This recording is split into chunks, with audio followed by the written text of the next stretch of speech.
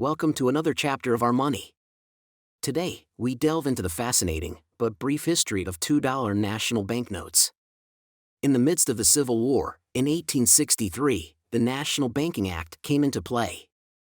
This act established a system of national banks, which were authorized to issue national banknotes under federal oversight. The task of chartering these banks and overseeing the issuance of national banknotes fell to the office of the Comptroller of the Currency. Here's how it functioned. Federally chartered banks would deposit bonds with the Treasury, enabling them to issue national banknotes worth up to 90% of those bonds. The Treasury sent out these notes as uncut sheets, each sheet holding 4 notes. The sheets had either 3 $1 notes and 1 $2 note, or 2 $1 notes and 2 $2 notes. These sheets were often cut apart with scissors, which led to uneven top and bottom edges that sometimes cut into the note's design. The initial notes, intriguingly, lacked a series identification and earned the nickname Original Series. Their design was truly inspiring, showcasing a vignette titled Stars and Stripes, featuring a woman seated, holding a flag. And the note's nickname Lazy Deuce? Well, that's thanks to the large, lazily resting horizontal number 2 at the center of the note. To round off the design, the Treasury's seal, with small rays in red, was placed alongside. The backing of the national banknote included a statement that read, "This note is secured by bonds of the United States deposited with the U.S. Treasurer at Washington." National currency was displayed on top, with the note's city and state along with the date of the bank's charter in the center. The state of origin was also printed at the bottom. The bank's name was proudly displayed below the horizontal number 2, with the text stating that, on demand, the bank will pay to bearer $2. The first issue of the original series bore the signatures of Register Stoddard Colby and Treasurer Francis Spinner in the center. Because these notes were ultimately released into circulation by chartered banks, 2 additional signatures from the bank's cashier and president were included at the bottom, usually signed by hand. The initial release of this issue displayed the Treasury's serial number in blue on the left, and the bank's serial number in red on the top right. A second release changed the Treasury's serial number to red, and a third release added the bank's charter number in red, below the horizontal 2.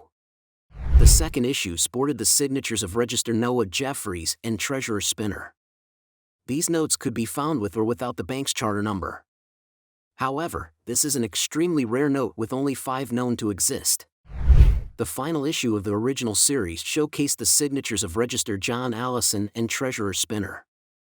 Similar to previous issues, the notes can be found with or without the bank's charter number. The reverse of the note showcases English explorer, Sir Walter Raleigh, presenting corn and tobacco to the English court in 1585. To its left, the seal of the state where the issuing bank is located is printed, and an eagle with the letters US is displayed to its right. National currency is printed at the top. The obligation for national banknotes reads, "This note is receivable at par in all parts of the United States in payment of all taxes and excises and all other dues to the United States, except duties on imports, and also for all salaries and other debts and demands owing by the United States to individuals, corporations, and associations within the United States, except interest on public debt."